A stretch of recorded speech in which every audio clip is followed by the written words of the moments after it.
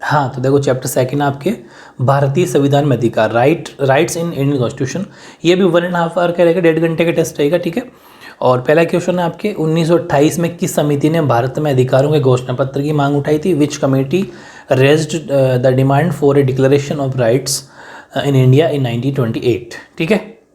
उस कमेटी का, समिति का आपको नाम बताना है। ऑप्शन 4 है साइमन कमीशन, या फिर कैबिनेट मिशन, या फिर मोतीलाल नेहरू, या फिर वांचू, ठीक है। वांचू समिति या वांचू कमेटी।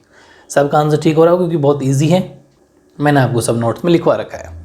सेकंड क्वेश्चन, अधिकारों के घोषणा पत्र से क्या आशय है? What is meant by bill of rights, 1 marks में, ठीक है।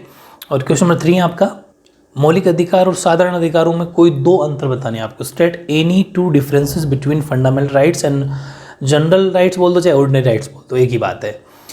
2 अंतर आपको बताने हैं, ठीक है, दोनों में। चाहे आप टेबल बना के बता सकते हो एग्जाम के अंदर भी, और आप अभी जो आप टेस्ट दे रहे हो उसमें भी, या फिर अलग अलग भी लिख सकते हो। ये पूरे 2 नंबर का रहेगा क्वेश्चन नंबर 3, ठीक है।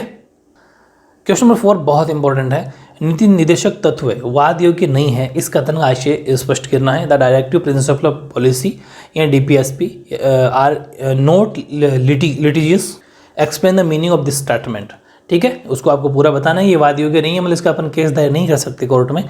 क्यों नहीं कर सकते, इस बात को आपको बताना है, मतलब कि क्या ये बात सही है, इसका आपको एक्सप्लेन करना है। 2 नंबर का ही क्वेश्चन है। क्वेश्चन नंबर 5, ये भी नीति निर्देशक तत्वों से ही है। तो नीति निर्देशक तत्वों और मौलिक अधिकारों में क्या रिलेशन, क्या संबंध है, ठीक है। Relation between the directive principle of policy and fundamental rights, ठीक है। देखो इसको directive principle of state policy बोला जाता है, DPSP शॉर्ट में, ठीक है। तो एग्जाम में अगर, हालांकि इतना लेवल नहीं आता, लेकिन अगर DPSP भी आ जाता है, हालांकि मैंने आपको नोट्स में बातें बता रखी है, तो वो भी ध्यान रखना। DPSP का मतलब वहाँ पर नीति निर्देशक तत्व ही है, directive principles of state policy है। ये भी आपके जो क्वेश्चन नंबर 5 है, ये पूरे 4 नंबर का है, 5 का नहीं है, पूरे 4 मार्क्स का ही रहेगा, ठीक है।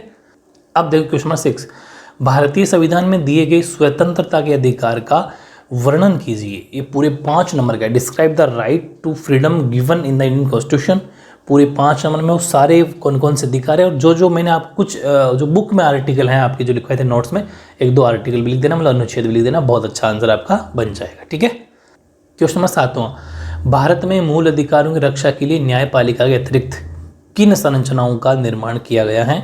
और इसी में एक और है, राष्ट्रीय मानवाधिकार आयोग पर एक टिप्पणी लिखिए। पूरे 5 नंबर का एक क्वेश्चन है। What are the structure have been created in India apart from the judiciary to protect the fundamental rights. और इसी में सेकंड जो था वो right and notes on national human right commission, NHRC, ठीक है।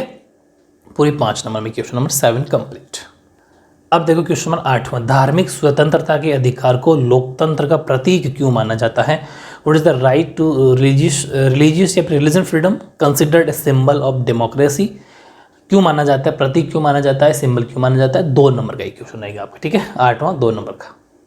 क्वेश्चन 9वां बहुत इंपॉर्टेंट है। संवैधानिक उपचारों के अधिकार से क्या तात्पर्य है, ठीक है। What is mean to right to constitutional remedies. फिर हैं मूल अधिकारों की रक्षा के लिए न्यायालय कितने प्रकार के लेख या आदेश या फिर रिट, एक ही बात है, लेख बोलो चाहे आदेश बोलो चाहे रिट बोलो, हिंदी में 2-3 नाम है, जारी कर सकता। कौन कौन सी वो 5 रिट जो मैंने बताया ना आपको, वो वाली बहुत इंपॉर्टेंट क्वेश्चन है। How many types of writ can the court issue to protect the fundamental rights, ठीक है। तो ये पूरे 5 नंबर में आपके क्वेश्चन रहेगा। क्वेश्चन नंबर 9 पूरी 5 की 5 आपको रिट फुल्ली एक्सप्लेन करना है, ठीक है ना। और अब आपका लास्ट क्वेश्चन आज के टेस्ट का, अल्पसंख्यक किसे कहा गया है, ठीक है। What is called a minority. और भारतीय संविधान में अल्पसंख्यकों के किन्हीं 2 अधिकारों का उल्लेख कीजिए।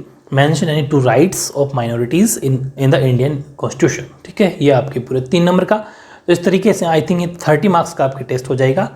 30 नंबर का टेस्ट है, 1.5 आवर्स के अंदर, मतलब 1.5 घंटे के अंदर आपको करना है। कमेंट करके ज़रूर बताना है कि आपके मार्क्स क्या आ रहे हैं, ठीक है। ओके।